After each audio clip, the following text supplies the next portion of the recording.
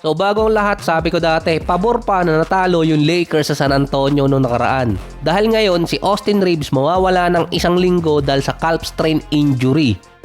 I-re-evaluate si Reeves after 7 days. Since December 11 naman ang huling time na nakapaglaro ang Lakers at nakapagpahinga na yung ibang player at nakarecover na rin sa injury. December 15 ang sunod nilang laro versus Phoenix Suns. Susundan naman yun ng December 19 na nasa 2 or 3 games lang sila within 7 days. Nasa breakout season pa naman si Austin Reeves ngayon at mawawala siya ng at least 2 games. Pero parang duda ako ditong nangyari yung injury niya December 8 pa lang. Doon niya nakuha yung injury na yon at buti hindi lumala. So sabi nga ng tatay ni Ben Simmons, si Bill Simmons, nakakapagtaka na bigla na lang nawala ang pagiging effective ni Austin Reeves habang kasama si LeBron. Since bumalik si LeBron, nasa 6-2 record siya nun. Meron naman kasi talagang epekto yung pagbabalik niya sa lineup ng Lakers. Pero hindi lang kay Austin Reeves yun, kundi sa buong team. Yung 2 games na parang non-effective itong si Reeves yung versus Sixers at San Antonio. Parang napagod bigla eh. Tig 39 points, babad na babad sa game. Pero mahaba rin naman kasi ang pagitan ng mga games na yon. Based din kay JJ Redick, hindi kasi ma-pinpoint kung saan nakuha ni Austin Reeves yung injury niya. Pwede kasi nung versus Sixers pa lang or kaya versus San Antonio. Dahil sa nangyari naman sa 3 star player o superstar last season, natakot ang mga teams ngayon gaya ng LA sa mga player nilang merong calf strain injury dahil baka magaya kina Damian Lillard, Haliburton at Tatum. Sa report, mild injury lang kasi talaga yung nakuha ni Austin Reeves. Pero dahil hindi nila alam kung saan niya nakuha yon or kailan, kaya nagkaroon ng precautionary measure yung LA para sa kanya. Masyadong maingat ang mga team sa mga player na diagnosed na merong calf strain injury dahil ang susunod doon Achilles tendon injury. Ito kasi yung na-diagnose kina Hali, Dame at Tatum na pinagmula ng kanilang Achilles tendon injury. Galing ding mismo kay JJ Redick, iingatan nila yung mga player na may kaparehong injury.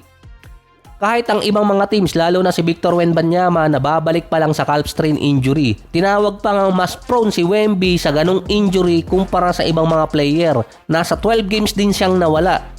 Si Austin Reeves naman pang-4 pa lang hanggang pang-5 games na mawawala ngayong season. Nagkaroon na siya dati ng 3 straight pero 2-1 record doon ng LA nang walang Reeves.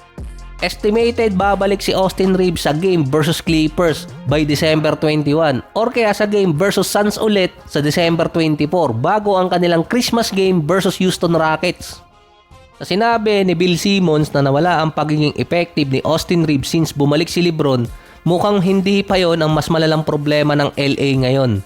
Number 1 team sa defense ang OKC, nasa 103 ang defensive rating nila. Susunod sa kanila Houston Rockets nasa 105. Ang Lakers nasa number 21 ng defense mula number 15.